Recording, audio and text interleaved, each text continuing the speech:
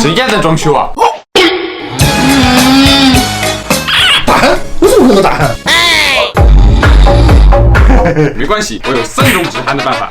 第一种方法，把牙套放进嘴里，增大咽部和上呼吸道的间隙，从而避免呼吸道堵塞引起打鼾。这么行？还有吗？第二种方法，用呼吸面罩。当检测到呼吸不通畅时，呼吸机会增大气压来支撑呼吸道。